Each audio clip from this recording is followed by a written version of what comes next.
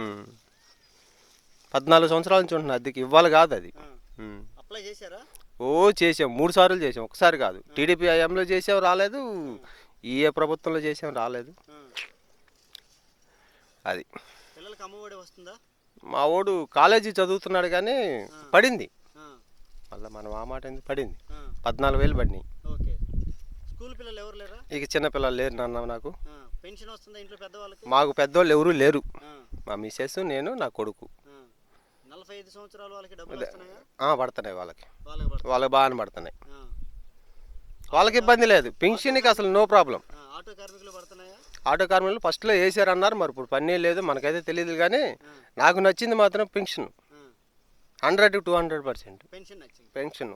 పొద్దున్నే వచ్చి ప్రతి ఒక్కరు లెగ్గొట్టి మరి ఇళ్ళకి వచ్చి ఇచ్చేళ్తున్నారు. రేషన్ బండ్ల వల్ల లేడీస్ని సోమరబోతులు చేయటం తప్పనిచ్చి నాకైతే ఏం కనపడలా. ఇప్పుడు మేము చిన్నపిల్లల కాడ నుంచి ఎక్కడ రేషన్ షాప్ ఉండగానే పోయి నడుచుకుని పోయి తెచ్చుకునేవాళ్ళం. దానివల్ల పర్లేదులే, కానీ ఇంటింటికి అనేది ఖర్చు ఎక్కువ అవుతలా. రాజధాని విషయంలో మీ అభిప్రాయం ఏంటి? రాజధాని ఏదండి, ఏ రాజధాని లేకుండా పోయింది ఆంధ్రాకి? ఏదన్నా ఒక చోట వాళ్ళు సొంత ఇల్లు అంటున్నారు కదా, అది రాజధాని అని కాదంట కదా. జగన్ సొంత ఇల్లు అని అంటున్నారు జనం, మనమైతే చూడలేదు. ఎక్కడన్నా కానీ ఒక చోట అన్నా రాజధాని కడితే ఆంధ్రాకి బాగుండిద్ది. అమరావతి నుంచి తరలించడం అనేది కరెక్ట్ అంటారా? కాదంటారా? కరెక్ట్ కాదు, అది అమరావతి కరెక్ట్. ఎందుకు కరెక్ట్?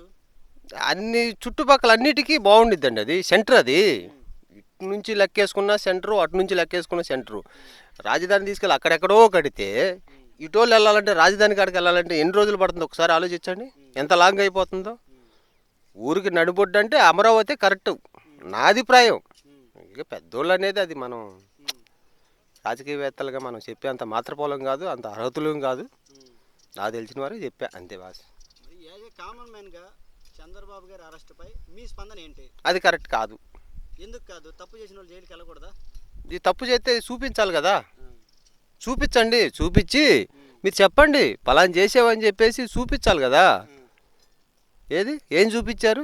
బెయిలు బెయిలు బెయిల్ అంటే ఓ రేపు ఎల్లుండి రేపు ఎల్లుండి రేపు ఎల్లుండి వేశారుగా.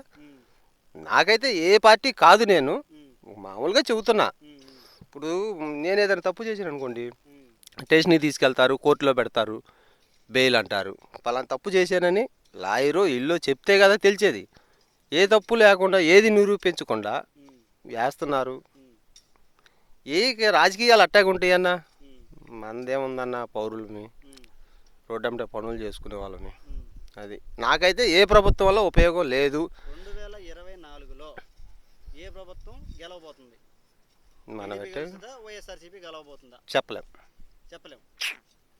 అది ఎటువైపు కొద్దిగైనా కానీ అవకాశం ఉందని అంటారు? నాకు ఎటువైపు వచ్చినా నాకు అసలు ఏమీ బెనిఫిట్ లేదు. మీకు బెనిఫిట్ అని సరే చెప్పారు, ఉమ్. మీరు చెప్పారు. అవును. నేను అడిగేది ఏంటంటే ఎటువైపు మొగ్గు చూపే అవకాశం ఉంది? చెప్పలేమన్నా, జనం ఎట్టేస్తారనేది ఎట్లా చెబుతాం.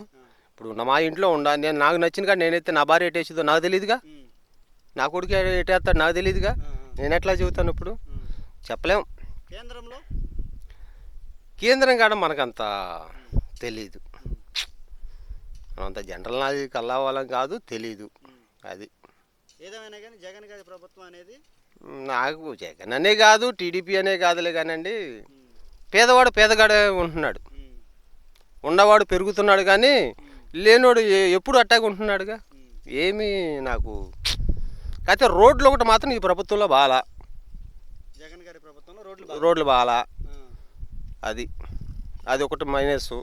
జగన్ గారు సరిదిద్దుకోవాల్సిన పాయింట్లు ఏమైనా ఉంటే ఒక్క రెండు చెప్పండి మీరు. రోడ్లు మెయిన్ అండి, మెయిన్ రోడ్లు.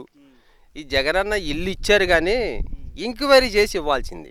ఎంక్వైరీ చేయకుండా కౌన్సిలర్కి అప్పచెబితే వాళ్ళు తిన్నన్ని తిని మిగతాయి మనకి వీళ్ళు ఓట్లు వేస్తారు అనుకున్న వాళ్ళకి ఇచ్చుకున్నారు. కొన్ని చోట్ల బాగానే ఇచ్చారు అన్నారు. మనమైతే అన్ని చోట్ల తిరగం చూడం కదా. నాకు తెలిసిన వరకు అయితే అది జనంలో వచ్చిన టాకింగ్ నేను చెప్తున్నా. జగన్ గారి ప్రభుత్వానికి పరిపాలనకి 100కి ఎన్ని మార్కులు ఇస్తారు మీరు? అది నేను చెప్పలేను అన్న, నేను 60 ఇస్తా. 60 అంటే పాస్ అయినట్టే. 60 ఇస్తా, మంచి మార్కులు. ఎందుకంటే పింఛన్ ఓటు నాకు బాగా నచ్చింది, ఆ రేషన్ కార్డు నచ్చింది. కాకపోతే మైనస్లు ఏంటంటే ఫస్ట్ ఇసుక, మేము టాపీ మేస్తున్నాం కాబట్టి మమ్మల్ని బాగా దెబ్బేశాడు. ఇసుక మరీ టూ మచ్. ఇప్పుడు కూడా అందట్లేదా సరిగా?